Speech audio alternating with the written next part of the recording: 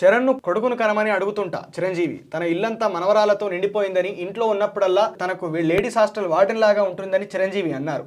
రామ్ చరణ్కు కొడుకు పుట్టి తమ వారసత్వాన్ని కొనసాగించాలనే కోరిక ఉన్నట్లు బ్రహ్మానందం ప్రీ రిలీజ్ ఈవెంట్లో తెలిపారు.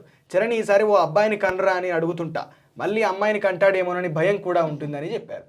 ఇక్కడ ఏంటంటే ఇంట్లో ఏమున్నతి ఎందుకు మాట్లాడతారా సూర్య అని చెప్పి ఎవరైనా అనుండొచ్చు, కింద కామెంట్ కూడా పెట్టుండొచ్చు. కానీ ఒక విషయం ఏంటంటే వారసత్వానికి ఆడపిల్లలు పనికిరారా? ఈ కట్టుబాట్లు, ఈ ఏదైతే ఛాందసంగా ఇంకా వాటిని అనుసరిస్తున్నటువంటి ఆచరిస్తున్నటువంటి విధానానికి చిరంజీవి నేను నాస్తికునని చెప్పుకుంటారు కదా చిరంజీవి, దాన్ని తెంచుకోవచ్చు కదా. నాస్తికత్వానికి ఇట్లాంటి విషయాలతోటి అనవసరమైనటువంటి చర్చ అది. వారసత్వం ఏముంది, ఆడపిల్లలు వారసత్వానికి పనికిరారా? నీ మనవరాలు చరణ్కు పుట్టినటువంటి పాపకు ఖచ్చితంగా వారసురాలిగా ప్రకటించవచ్చు.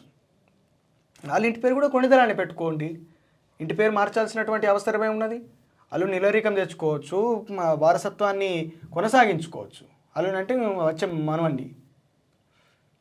ఇట్లాంటి వ్యాఖ్యలు ఏమైతాయంటే ఒక ఇన్ఫ్లుయెన్స్ పర్సనాలిటీ ఇట్లాంటి కొన్ని చెత్త కామెంట్స్ చేయడం వల్ల అనుసరించే వాళ్ళు కూడా ఆ ఆలోచనతోటి ఇంకా అట్లే అది ఇంకా ముద్రపడిపోతూ ఉంటుంది ఇంకా అనేక తరాలకు. చిరంజీవి అంటే ఇష్టపడే వాళ్ళు పెద్దవాళ్ళ దగ్గర నుంచి పిల్లల వరకు చాలామంది ఉంటారు. వాళ్ళకు లోపల కూడా ఒకటి నాటకపోతే ఓహో అంటే ఆడపిల్లలకు వారసురాలుగా ప్రకటించుకునేటటువంటి హక్కు లేదేమో అని ఏదో ఒకటి మెదడు అంతరాలలో ఎక్కడనో ఒక ఆడ నాటకపోతుంది.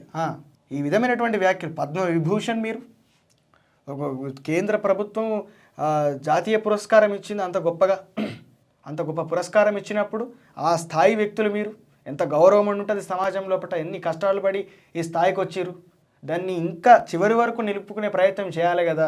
ఇట్లాంటి వ్యాఖ్యలు ఎందుకు చేస్తారని చెప్పి చాలామంది మిమ్మల్ని అభిమానించేటటువంటి అభిమానులు, మేధావులు అందరూ కూడా, సామాజిక కార్యకర్తలు అందరూ కూడా బాధపడుతూ ఉన్నారు.